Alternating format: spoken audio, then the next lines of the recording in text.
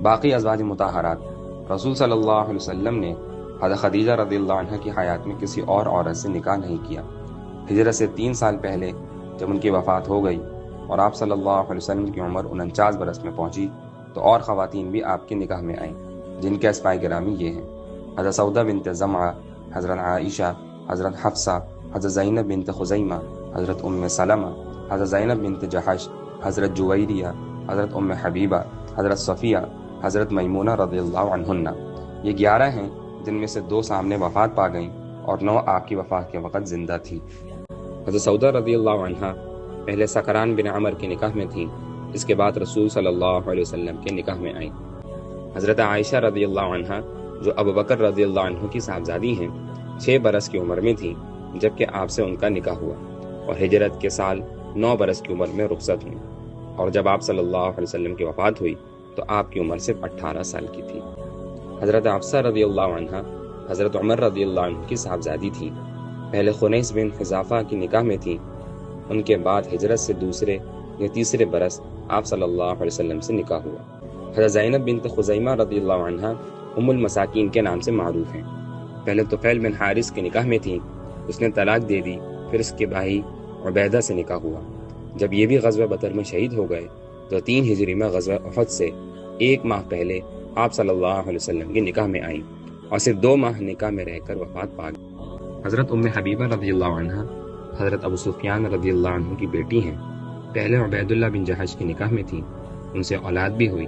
یہ دونوں مسلمان ہو کر حبشہ کی طرف ہجرت کر گئے، وہاں پہنچ کر عبید اللہ نصرانی ہو گیا۔ اس وقت نبی کریم صلی اللہ علیہ وسلم نے نجاشی حبشہ کو خط لکھا کہ حضرت ام حبیبہ کو آپ صلی اللہ علیہ وسلم کی طرف سے پیغام نکاح دیں۔ چنانچہ نجاشی نے پیغام دیا اور خود ہی نکاح کا کفیل ہوا اور 400 دینار مہر بھی خود ہی ادا کر دی۔ حضرت ام سلمہ رضی اللہ عنہ کا نام ہندہ ہے، پہلے ابو سلمہ کے نکاح میں تھی، جن سے اولاد بھی ہوئی۔ جمادی الثانی 4 ہجری اور بعض روایات کے مطابق 3 ہجری میں آپ صلی اللہ علیہ وسلم کے نکاح میں آئیں، اور کہا جاتا ہے کہ ام سلمہ نے تمام ازواج مطہرات کے بعد انتقال فرمایا۔ حضرت زینب بنت جحش رضی اللہ عنہ حضرت صلی اللہ علیہ وسلم کی پھوپھی کی بیٹی ہیں۔ آپ صلی اللہ علیہ وسلم نے ان کا نکاح حضرت زید بن حارثہ رضی اللہ عنہ سے کرنا چاہا، جن کو آپ صلی اللہ علیہ وسلم نے آزاد کر کے اپنا متبنہ بنا رکھا تھا، مگر چونکہ حضرت زید رضی اللہ عنہ پر غلامی کا نام آ چکا تھا،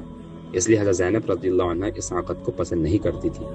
مگر بالآخر رسول اللہ صلی اللہ علیہ وسلم کی تعمیل ارشاد کے لیے راضی ہو گئی۔ 1 سال کے قریب تک حضرت زید رضی اللہ عنہ کے نکاح میں رہی، مگر چونکہ طبعی موافقت نہ تھی، ہمیشہ شکر رنجی رہا کرتی تھی، یہاں تک کہ حضرت زید رضی اللہ عنہ نے رسول اللہ صلی اللہ علیہ وسلم کی خدمت میں حاضر ہو کر طلاق کا ارادہ ظاہر کیا۔ آپ صلی اللہ علیہ وسلم نے ان کو سمجھا کر طلاق سے روکا، لیکن پھر جب کسی طرح موافقت نہ آئی تو حضرت زید رضی اللہ عنہ نے مجبور ہو کر طلاق دے دی۔ جب وہ آزاد ہو گئیں تو آپ صلی اللہ علیہ وسلم نے ان کی تسلی اور دلجوئی کے لیے ان سے نکاح کرنا چاہا، لیکن اس وقت عرب کے خیال میں متبنہ کو اصلی بیٹے کے برابر سمجھا جاتا تھا، اس لیے عام لوگوں کے خیال سے آپ صلی اللہ علیہ وسلم اس نکاح سے رکے ہوئے تھے کہ لوگ کہیں گے کہ بیٹے کی بیوی سے نکاح کر لیا، لیکن چونکہ یہ محض جاہلیت کی رسم تھی جس کا مٹانا اسلام کا فرض تھا، اس لیے آیت نازل ہوئی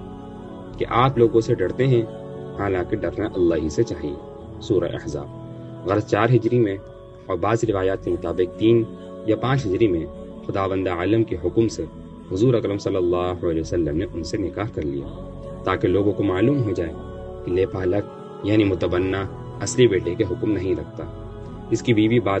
قطع تعلق کی حرام نہیں ہوتی،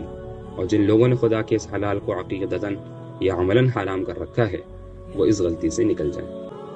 اور جاہلیت کی یہ رسم ٹوٹ جائے۔ لیکن اس دیرینہ رسم کا ٹوٹنا جب ہی ممکن تھا کہ آپ صلی اللہ علیہ وسلم خود عملاً اس کا نفاذ کریں۔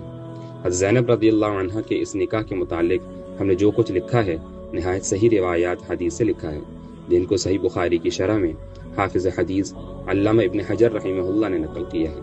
اس کے علاوہ جو لغو روایات مشہور کی گئی ہیں وہ سب منافقین اور کفار کی گھڑی ہوئی ہیں، جن کو بعض مسلمان مورخین نے بھی بلا تنقید نقل کر دیا، وہ محض جھوٹ اور افتراء ہیں۔